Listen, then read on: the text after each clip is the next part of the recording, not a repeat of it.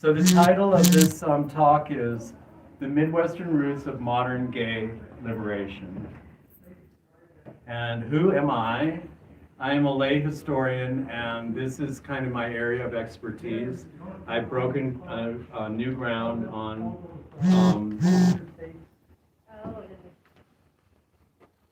hi, come in.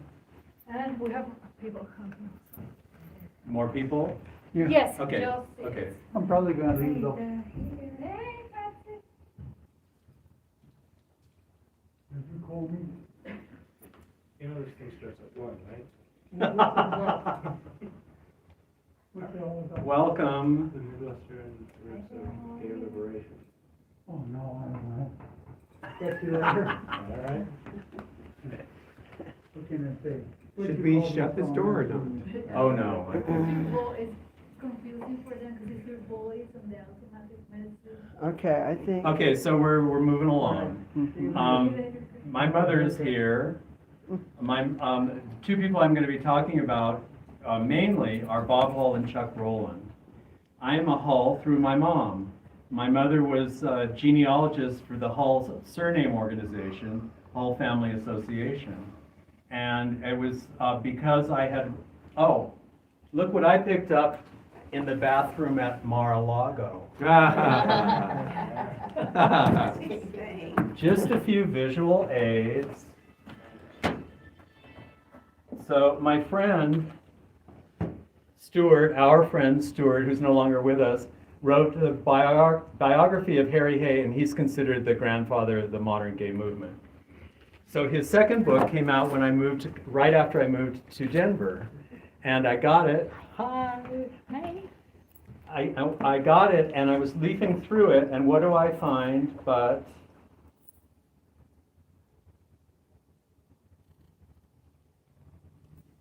well, where the heck is it? Anyway, I found a picture of Bob Hull with some other guys.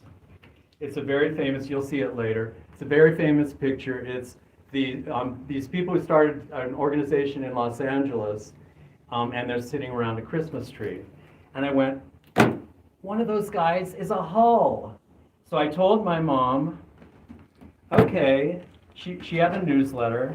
I said, I'm going to find out more about this guy, and I'm going to write an article on him for your newsletter, which I did. And I thought, oh, it's going to end there. Well, I just got so wrapped up in it. His friend Chuck Rowland, Andrea and I, my wife and I, went to the Midwest, traveled many times, really loved it there. And we went into all the archives. We interviewed all of the living people who were associated with this story. And so I draw on that in what I'm going to present. Is that the newsletter or journal? Newsletter, because it's for okay. 20th century people. So, moving along. So this is a quote from the most famous gay historian, John D'Amelio. And he found out that the founders of this organization had been communists. And he was a leftist, and he was just overjoyed. So he says, the discrediting epithet of commie pinko fag had to be revisited. Not only were there some commie pinko fags, but the whole gay movement was in their debt, because they're the ones who started it. So this is what we're going to go through. We're going to talk about the Midwest, but didn't gay liberation start with Stonewall in New York? We're going to answer that question. We're going to go to Fort Snelling, which is where people were inducted in World War II. Soldiers were inducted, well, non-soldiers were inducted. And then we're going to go to LA, and Chuck and Bob are going to meet Harry Hay, Rudy Gernreich. Rudy Gernreich was, you may know from, if you're a fashionista, was the inventor or the creator of the monokini, which was the topless bathing suit. Later, Dale Jennings wrote the novel The Cowboys. that was turned into a John Wayne vehicle, and he also did the screenplay for it. And the Mattachine was the name of their organization. So, that was then, this is now. Aren't we liberated? Aren't we? But according to William Shakespeare, the past is always prologue to what's going on now. Now we have Don't Say Gay. So, we've got parents' rights all the way, except when it comes to discussing gender and hormones with your child and physician. So it's okay to give parents all those rights, but when you want to deal with your child's gender identity, There is no reason for instruction on sexual orientation or gender identity to be part of the K-12 public education, full stop. That's DeSantis' press secretary. Don Jr., without the visuals, you realize how just sort of nasally and effeminate his voice is, talking about DeSantis. I mean, are we back to that? This is 2023 and people are talking about how people sound all faggy? Come on, give me a break. How are we supposed to get our girls used to the fact that biological boys are in their locker rooms? And then we wonder why a third of our teenage girls seriously contemplated suicide last year. So on Monday, Texas Governor Abbott banned sexually explicit books in schools. Well, we know what is the most sexually explicit book in the history of literature? The Bible. So one would presume that that is going to be banned. Monday also in Illinois, they banned book bans. So they can't ban books. DeSantis in April signed the Protections of Medical Conscience Act, which allows providers to opt out of participation in any healthcare service on the basis of a conscience-based objection. So it's like, let's think of this as another way. Okay, I don't want to treat black people. It goes against my moral values. It goes against my religious values. So when a black person comes into my office, I'm a medical provider. I'm just not going to give them service.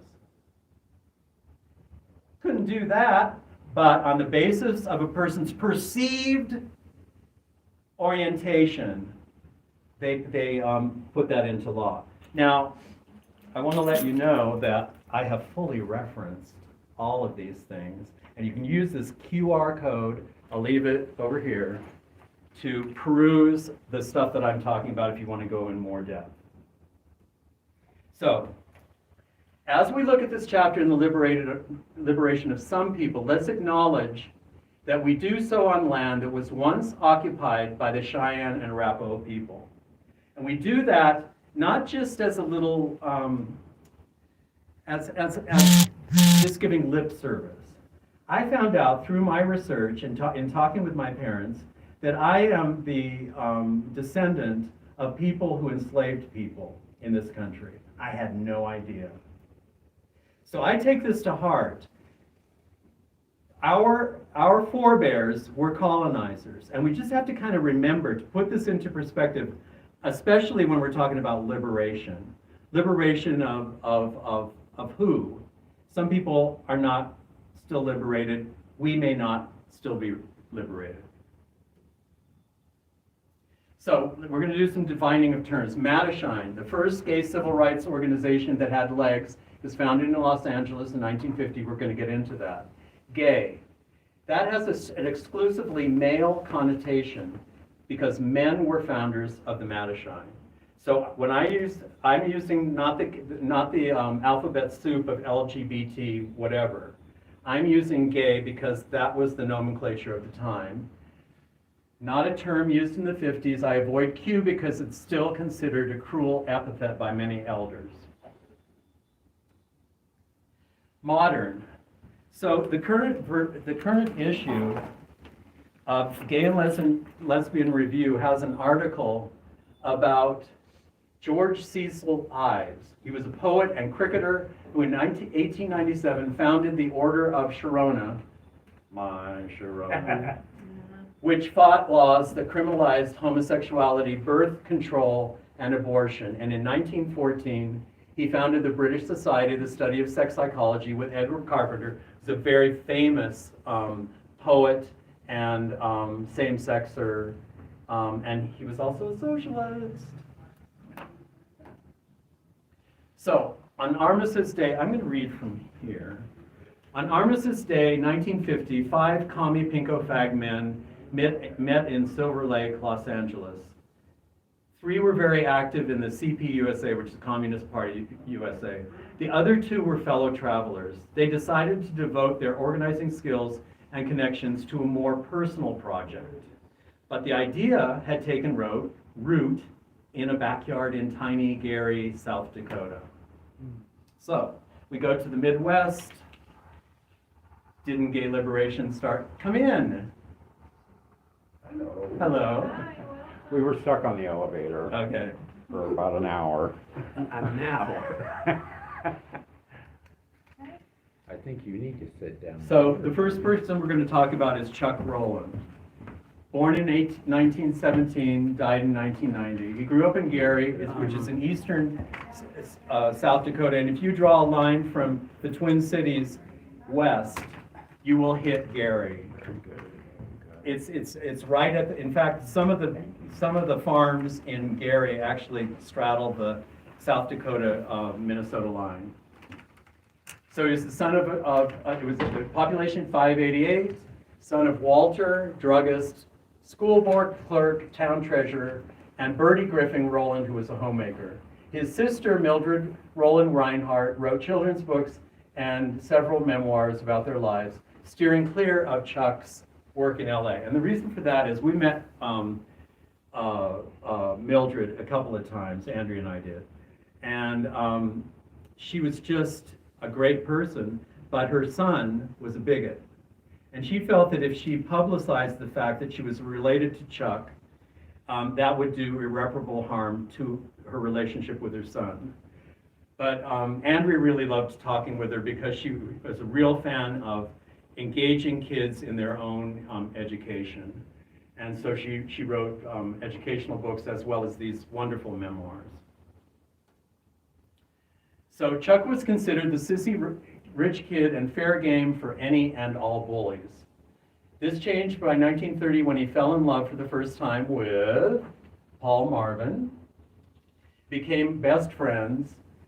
He was one of the 3 gorgeous sons who were all enormously popular, so I never had to be concerned with rejection again. When Paul's family left town due to drought after his junior year in 1934, Chuck felt that Gary no longer held anything either of value or interest to me. Indeed, Chuck left Gary after his senior year in 1936. So at about that same time when Paul left Gary, Chuck read the April 1934 edition of Sexology magazine, which Walter carried in the drugstore. And if I don't know if any sci-fi fans here. Okay, so you know the what is that big award that they give? It's called the Eisner's for comics. no, it's a guy's I think first name. Nebula? Anyway, no, it's Aldous? huh? Aldous Huxley? No, it's an award. Damn, I meant to put that in my notes. But anyway, the publisher for which this sci-fi award is given is the publisher of Sexology. And what's really weird is that it has the NRA symbol on the cover of it. Who knows why? It's not the Hugo. The Hugo Award, yeah. So Hugo Greenblatt, Green something was the publisher of this. But anyway, so this is taken from that edition. The world is made up, and this is somebody writing in a letter. The world is made up of likes and dislikes, sexually and otherwise. So in conclusion, I wish to state that there is no law to determine the kind of car that you are going to buy, or the kind of clothes or shoes. So why should there be a law on the choice of sex which is more vital than the others? I will be a staunch supporter of anyone who would start a movement to abolish the suppression of sex and the different desires of sexes. This would gain support from all the world. And that resonated with Chuck. But Later on, Chuck would become a communist. Here's what Karl Marx had to say about censorship that was going on in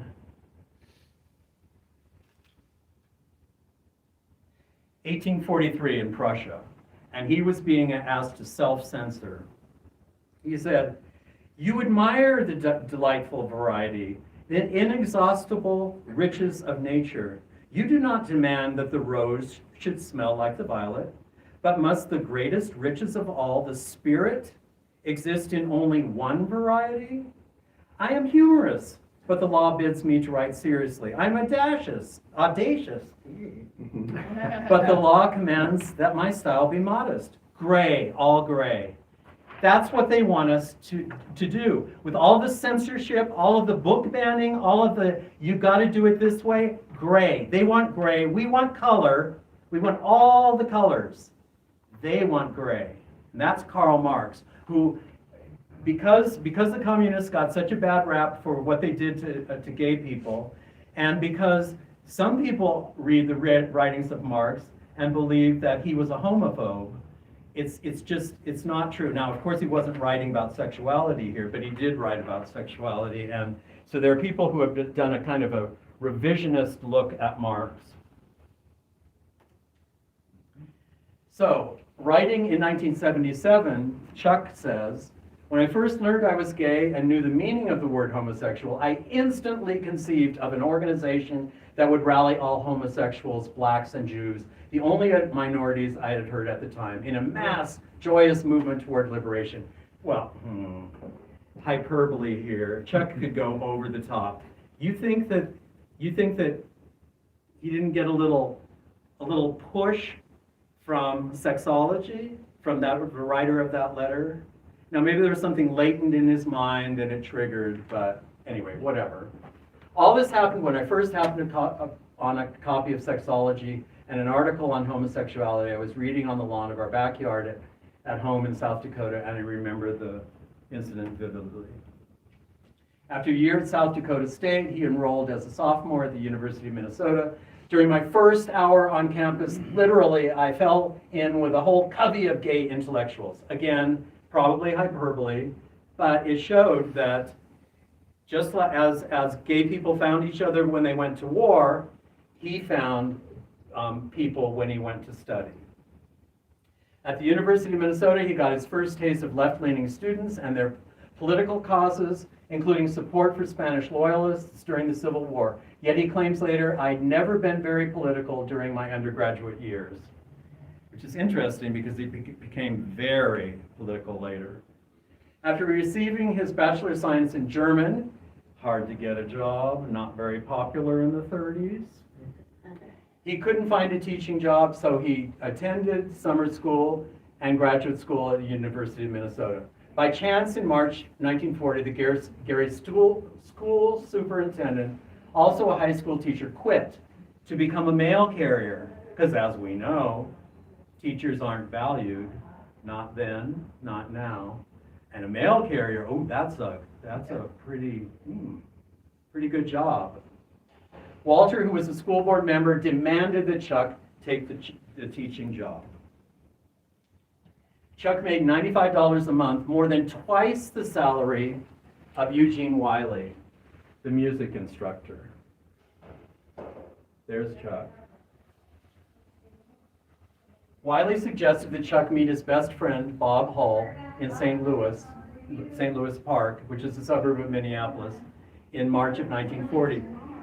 That place is perhaps most famous for the birthplace of the Coen brothers, the duo of filmmakers, and Milton Friedman, who is the New York Times liberal op-ed guy. Chuck and Bob hit it off. Chuck roomed with Bob and his widowed mother, attended summer school at the university, and got a job as a secretary. Bob Hull, born in 1918, died in 1962. He grew up in St. Louis Park, son of George, a mechanical engineer, and Elsie Booth Hull, a homemaker. Sister Betty Hull Froman, who's pictured there, wrote children's books and magazine articles. Their father died in 1937 of heart disease. Bob was a pianist, but not of pro caliber, even though he began his college career as a music major in St. Louis, Missouri, and Minneapolis. So I asked his best friend in LA what was the caliber of Bob's playing, and his name was Stan Witt. Stan Witt was the music editor on Apocalypse Now. And so he was a member of the Academy. He was also a fine musician, a great pianist apparently. And he goes, well, he's certainly not in my caliber. Evidently, Stan could have gone on to be a concert pianist, but he had some kind of, he would never tell me, had some kind of mental problem. And Bob didn't have that problem, but he couldn't play as well. Hello, come on in. So Bob appears to have taken part in a student strike at his high school. Ooh. So what happened is that a principal was ousted by a superintendent, and the kids got really mad and went on strike. And so here's Bob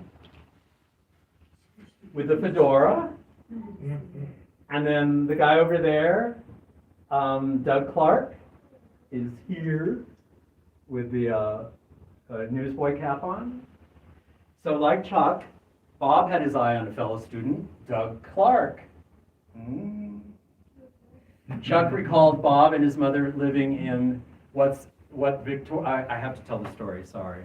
The reason I know that Bob had a thing for Chuck is, Doug, is he told me that they thought it would be great fun to go and sneak in, I think it was probably on like a Friday night, sneak into the nurse's office at the school and bed down in the cot and just, have a night of sneakiness. And Bob reached over and Doug turned over, and that was the end of that. So Chuck recalled Bob and his mother living in what Victorians call genteel poverty, virtually unsupportable.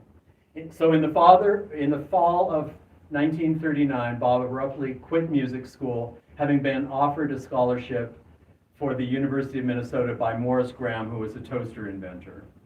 And what this did was it meant that Bob could study and work at the same time and help support the family. So we move on to Fort Snelling, World War II's seduction station. So in Minnesota, Fort Snelling is a visitor center is being renovated, and I've been talking with the people there. They contacted me and they said, "Oh, you know a lot about Chuck. Why don't you tell us more?" And so that's kind of the genesis of why I decided that this would be a good thing to do. And because I gave them the material I had, and so they're going to profile all these different people from different walks of life who were inducted at Fort Snelling in the visitor center. And I think that may be up right now. This was supposed to happen 2 years ago. They couldn't get the birch paneling for the displays because it came from Russia, and they didn't want to patronize Russia, so it's like everything was thrown off, and COVID happened, of course, too. So Chuck tried to enlist after Pearl Harbor, but he was rejected due to poor eyesight. He was drafted in '42, inducted at Fort Snelling, and pulled out of line because he could type. He worked at the seduction station, which he called it, where, with one exception, again a little hyperbole here, every single person were all guys I had known from the single gay bar in Minneapolis, which is called the Onyx.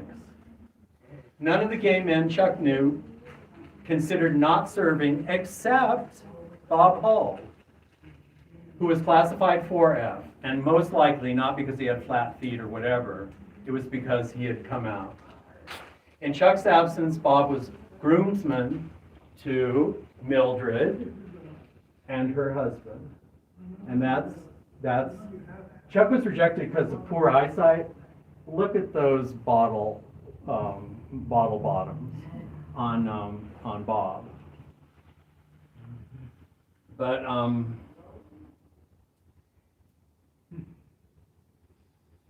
there was something I wanted to tell about.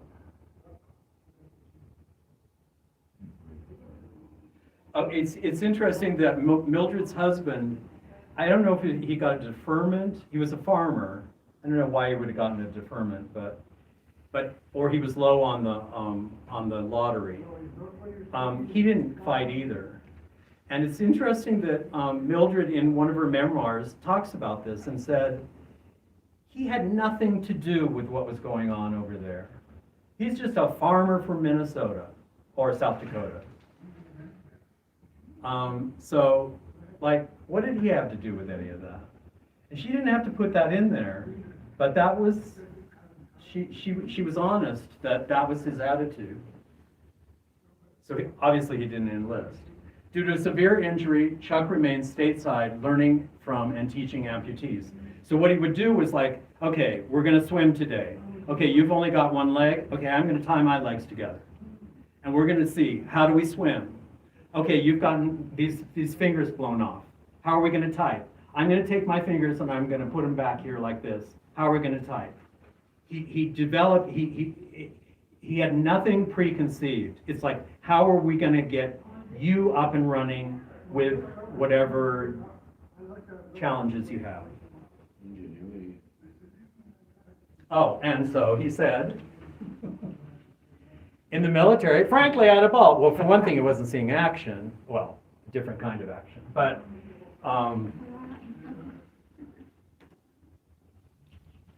Chuck became a charter member and regional organizer of the American Veterans Committee, which is a liberal alternative to the American Legion. Veterans were very easy to organize, he said. There was a wonderful feeling then. We'd won the war, we had saved the world for democracy. We were going to make a better life than we had known and than our parents had known. Black people thought the same thing. What'd they come back to? His parents' front porch became the ABC regional headquarters, publishing the Plainsman newspaper. The ABC's best organizers were members of the Communist Party, which he joined, and he led the Midwest Youth Division. And by youth is young adults. They weren't organizing kids into the Communist Party, although I'm sure they had activities. But he recruited Bob into the party. Nelson Peary, he's pictured there, who wrote 2 compelling memoirs about his radicalization and activism in Minnesota, told me before his death in 2015 that Chuck was the most talented organizer I have ever known. In 1948, Chuck and Peary's brother Carol went to the popular eatery Charlie's Cafe Exceptional, there's a menu there, and were denied seating in the main empty dining room, being offered a table upstairs. He said, they came in and they said, oh, we can't possibly seat you. We have way too many customers, and waved to an empty room and said, you're going to have to go upstairs because Carol Peary was black. Legend has it that Hubert Humphrey got wind of the incident and invited William Sebron, a secretary of the Urban League, black, to dine with him at his usual table, but that could have taken place later. And they claimed that once Humphrey came in with Sebron, Charlie's was instantly integrated, and that is absolutely not true because a newspaper reporter had exactly the same experience going in with white people, and they would be shown the upper room. So now we move on to LA. After the 1948 defeat of presidential candidate Henry Wallace, which the Communist Party had supported, Chuck left the party and moved to LA, followed by Bob. Bob remained a member and attended a CP front labor school where he met musicologist Harry Hay. And so Harry Hay was teaching a class called Music and the People's Struggle Through the Centuries. So it was very oriented towards the working class. Harry became involved with Rudy Gernreich. So I found this photograph. I was able to identify this photograph because Harry said, "Oh, these photographs were taken by this famous photographer." And photographer Ruth Bernhard. So she was like she did nudes, she did photographs of shells, natural things, and she became a member of the Mattachine later, and so she took that photograph. And I read about it, and Harry said, Rudy got these photographs done, but he couldn't even afford to have them printed out. And so I contacted Princeton, where Ruth's archives are, and was able to identify the session. So Rudy would go on to create the famous topless bathing suit. Harry had drafted a blueprint for a gay rights organization, but he and Rudy couldn't drum up interest until, at his class, he gave the draft to Bob, who showed it to Chuck. So this is Bob, this is Chuck. They were enthusiastic about Harry's prospectus for a gay organization, but as Chuck said later, while we agreed with his basic ideas from the very first, we were appalled at his doctrinaire, Marxist, heavy-handed verbiage, and set about recasting the whole thing into contemporary idiomatic prose. So they had to kind of dumb it down. This begins with the unwieldy title of his document, Preliminary Concepts, International Bachelors' Fraternal Order for Peace and Social Dignity, sometimes referred to as Bachelors Anonymous. So Rob and I formed a band in 1984 called Bachelors Anonymous in homage to that. The document's mission statement was fairly straightforward: a service and welfare organization devoted to the protection and improvement of society's androgynous minority.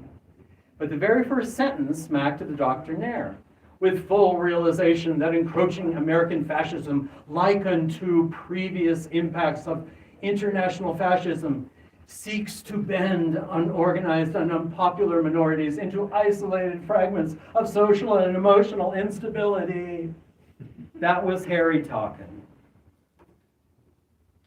So when Bob's then boyfriend, Dale Jennings, with the tie there, the guy who wrote The Cowboys, with his then boyfriend Dale Jennings, the five men began meeting and planning. So the five men are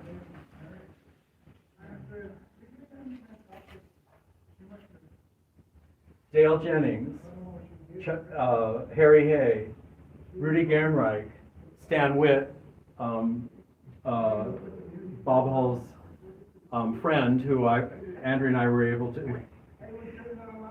I would say, we'll take you to dinner. This is a business trip.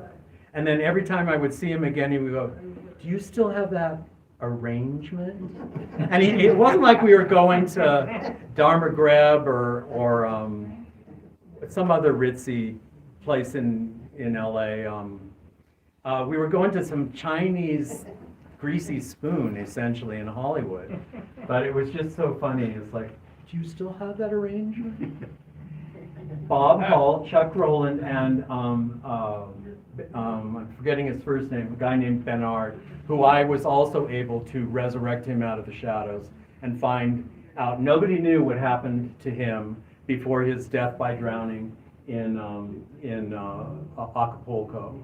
And I was able to, just by doing a little bit of research, bring him back to life. And so I have published his biography as much as I could do it online. So they hosted discussion groups in people's homes. It's possible that it was Bob Hull who proposed that they call their organization the Mattachine after masked dancers with roots that Harry had traced in his musicology class back to Saturnalia and the Feast of Fools. So here's a depiction of a masked dancer. Once formed, the Mattachine had two arms, a public foundation and a secret society. So this was for the Mattachine Society, possibly later when they kind of merged. Chuck claims to have written all the Mattachine printed matter, including the pamphlet for 1952. So compare this from the way Harry had been talking about the huddled masses waiting to breathe free. Here's how Chuck was putting it. Whether you like it or not, in the Los Angeles area alone, there are at least 200,000 homosexuals, 1 in every 20 of the population.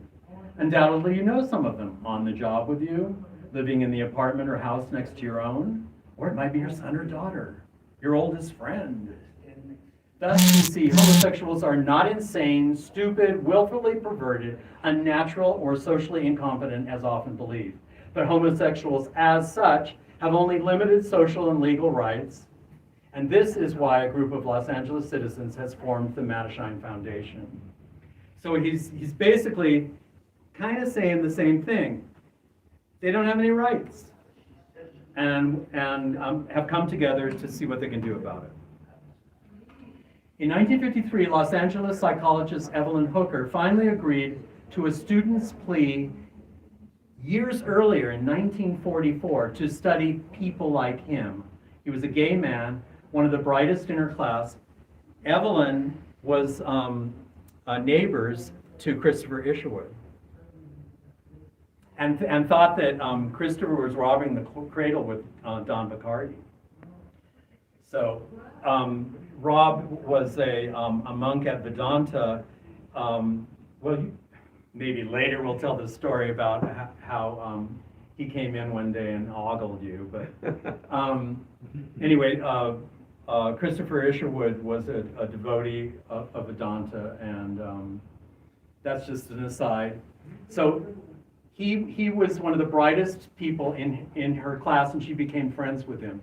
He asked whether his sexuality was a pathology or perhaps not even relevant to his psychology. He wanted, study us, and you tell us. So in 1953, finally, she approached the National Institute of Mental Health for a grant to study 30 homosexual and 30 heterosexual men of roughly the same background. For the gay cohort, she drew on members of the Mattachine, including Chuck. Hooker submitted the 60 test results of the 30 gay, 30 straight men to 3 expert evaluators, one of whom I think was the inventor of the Rorschach test. It was assumed they'd easily pick out the gays from the others. They couldn't.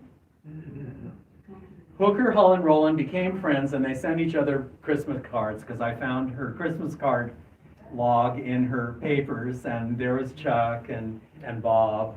So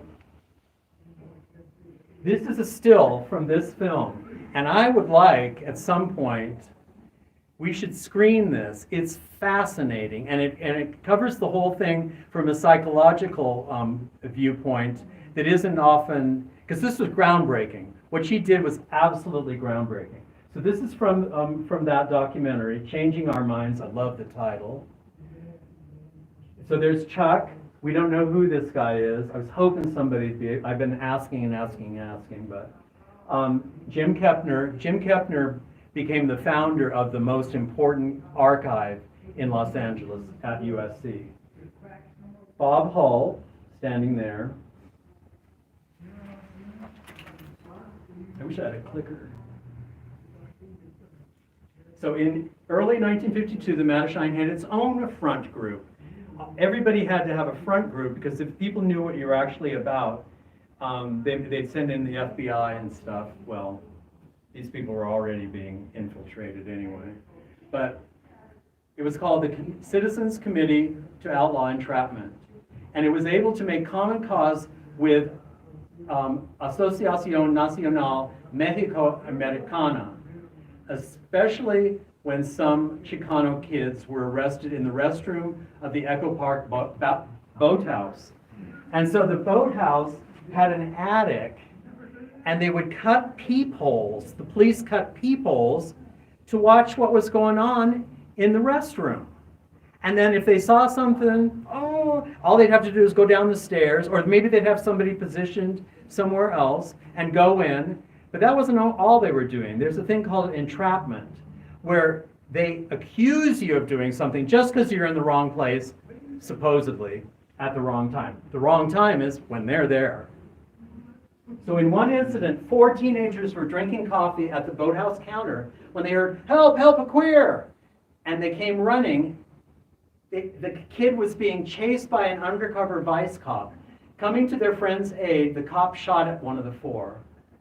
The local chapter of the Civil Rights Congress, a communist front group, also supported the teenagers. Such intersectionality might have helped the Mattachine, but on March 21st, 1952, a Mattachine founder himself was arrested and trapped. Dale Jennings was followed home by a cop, James Porter. His partner on the vice squad was T.N. Martin, the cop who had chased down the kid from the boathouse restroom.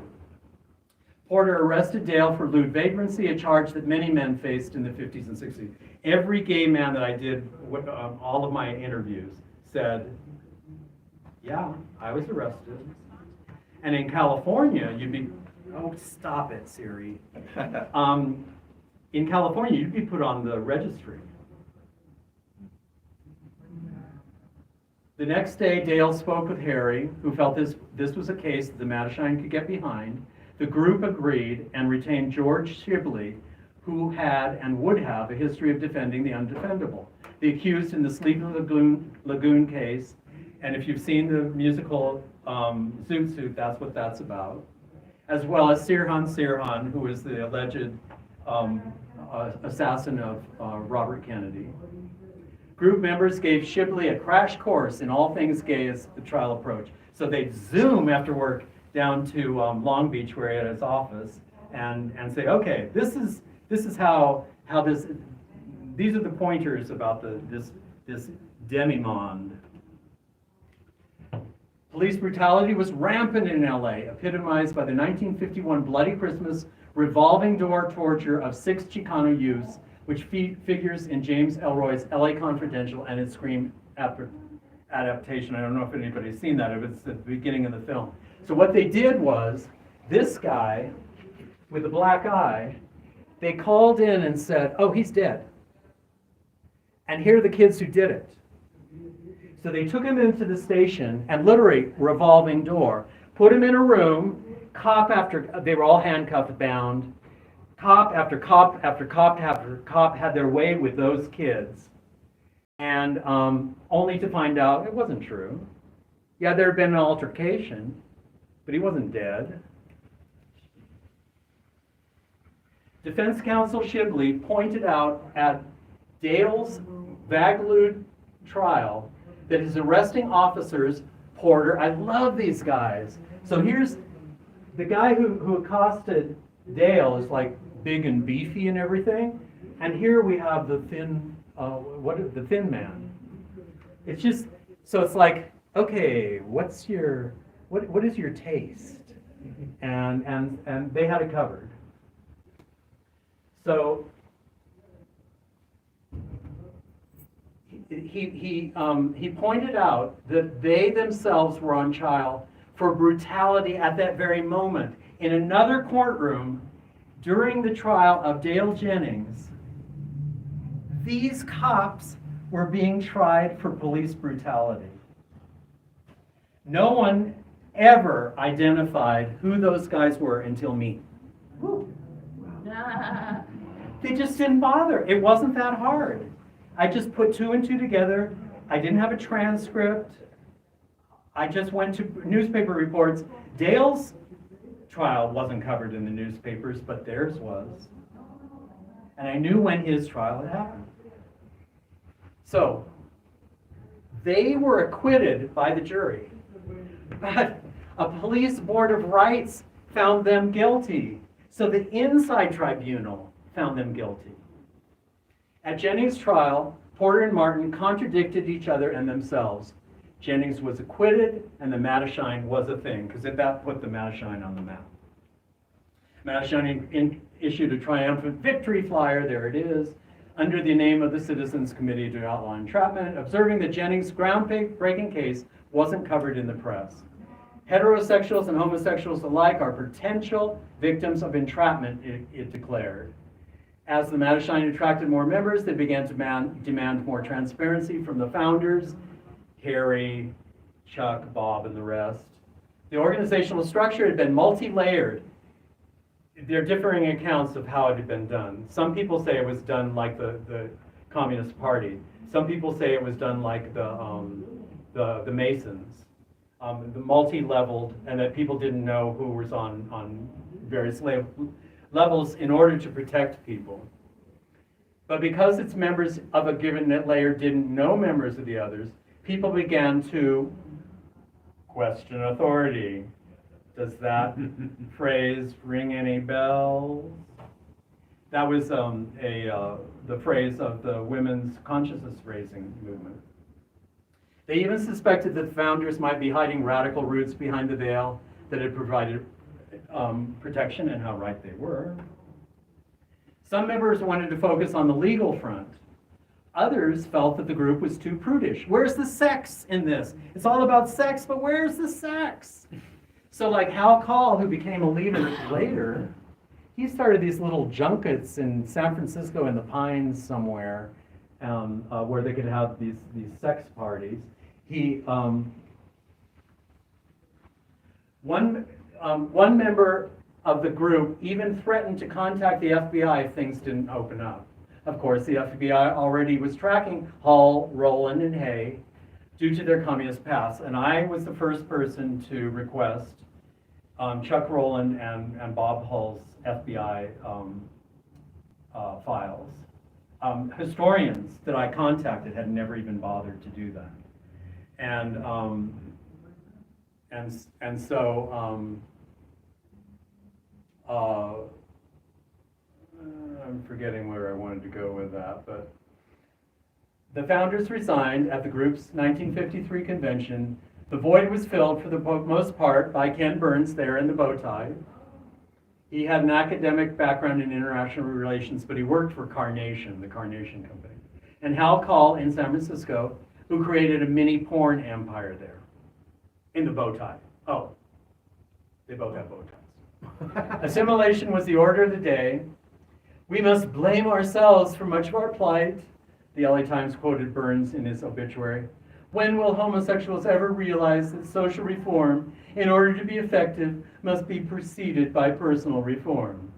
Change happens from within. Well, yeah. Branches carried on across the U.S., including Denver, and Hal Call began publishing the Mattachine Review in 1955. Women were active in the group, as well as the sibling organization One. In 1961, the DC chapter began public protests, culminating in the famous 1965 pickets of the White House, and that's a picture there, very famous pickets. I'm going to move on because we're losing time here. But all of this stuff that I have down below there is, if you use your QR code, you'll get the info.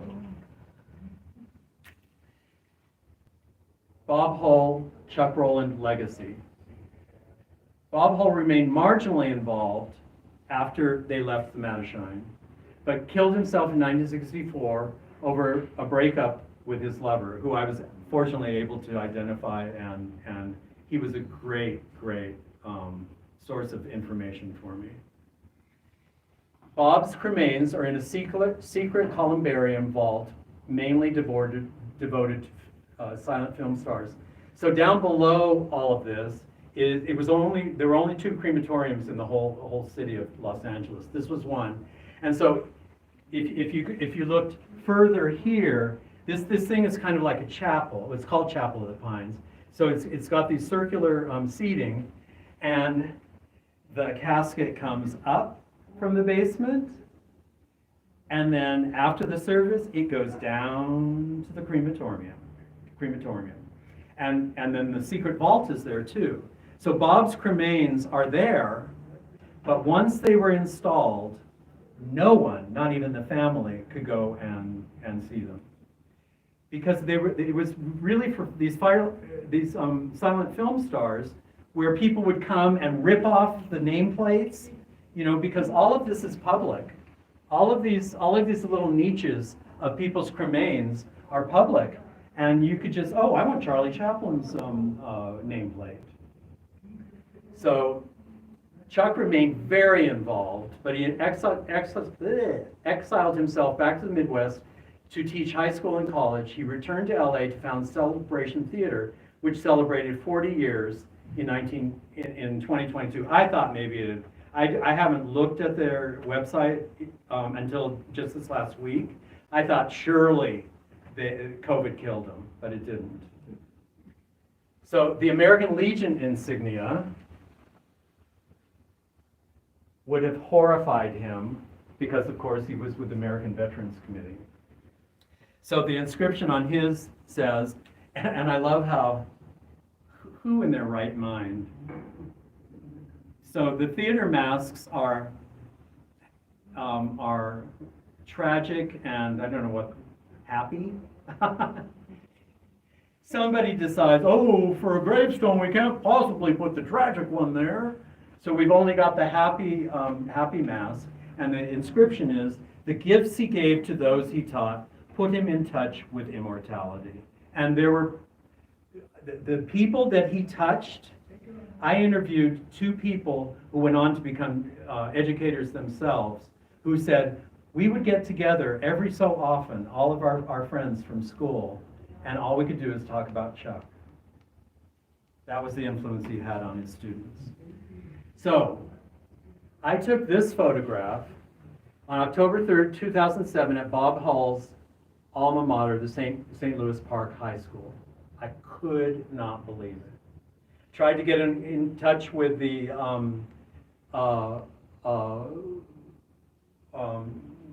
faculty sponsor, would not touch me with a 10-foot pole. That's how touch and go stuff was back in 2007.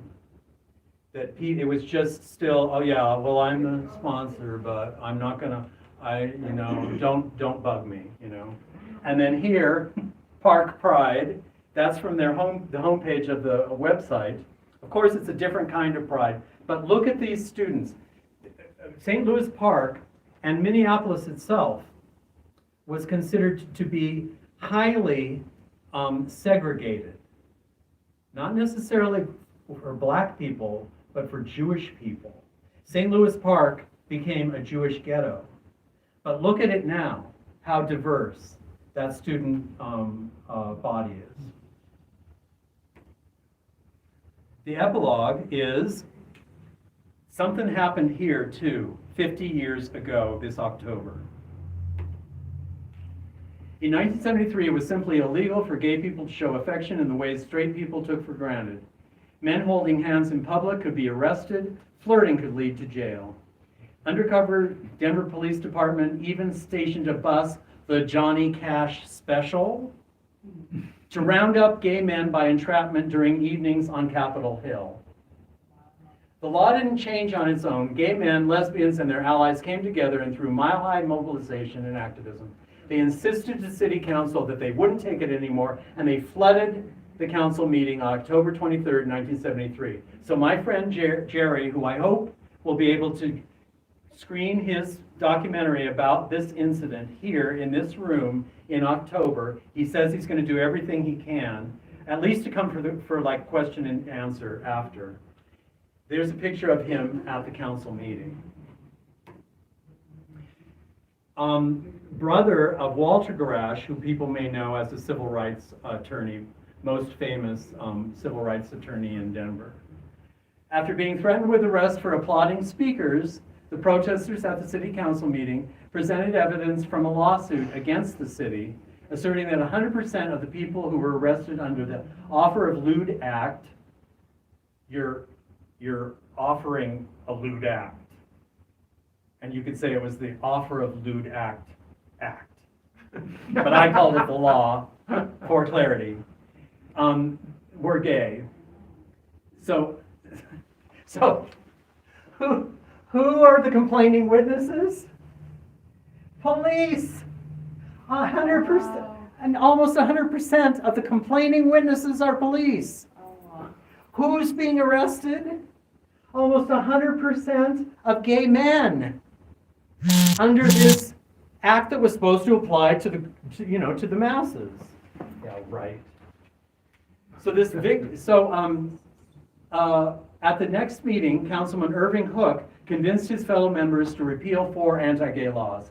This victory electrified the gay community in Denver into becoming highly organized with many new groups formed. It also spawned a commitment by the Denver community to work for complete civil rights.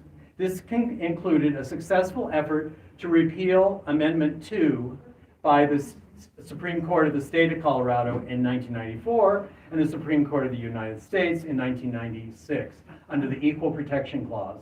This then was used in large part in the 2015 SCOTUS decision to legalize marriage in Obergefell versus Hodges via the Equal Protection and Due Process Clauses. So people think everything happened on the coasts. Well, for more, and I hope my dad telling me about this because a friend of his son came in from out of town from San Diego. They went to History Colorado and they saw this exhibit, and I wouldn't have known about it otherwise. Jerry didn't even know about it, and Jerry is pictured right here. So for more, see the History Colorado exhibit, Rainbows and Revolutions, which explores how LGBTQ plus people's very existence in Colorado has been a rebellious act beyond the rainbow, from quiet assertions of identity to loud and proud demonstrations for civil rights and equality. So that's their wording, not mine. So QR code, get out your phones. No, you take one of these. Take one of these. But I have a lot more info in there. There's links to my other writings. And this is the thank you thing that I'm dutifully bound to display at the end. And I think maybe, oh, that's it. So, thank you. Thanks for attending. Oh, that magazine, the sexuality. Sexology. Sexology is, are there like digital renditions? Unfortunately not. No. It should be. I had to go to the ends of the earth to find an archive. I think maybe the University of Minnesota had it on microfilm. So we're 5 minutes over, so I think, I mean, are there any burning questions? We could go to the craft room if people had burning questions, but. When was that film you were talking about done? About Hooker? Yeah. In the 90s. And the cinematographer of that was the guy who won the Academy Award for the documentary about Harvey Milk, The Time and Lives. It's wonderful. Yeah. So you mentioned one guy committed suicide. Was that Chuck? No, that was Bob. Bob. Okay, when did Chuck die? In 1990. Okay. Of prostate cancer. Okay. Okay. Interestingly, John Callahan became involved in that theater, and That's John right. succumbed to prostate cancer As well. Was that lewd act law, was that in the city and county of Denver Yeah. or the whole state? City and county. So, okay, I'm gonna have to head out of here, and we're gonna head to my unit. So do I have to like go away from that? No, we'll be able to. Okay, take you it can on. do it on your end. Yeah.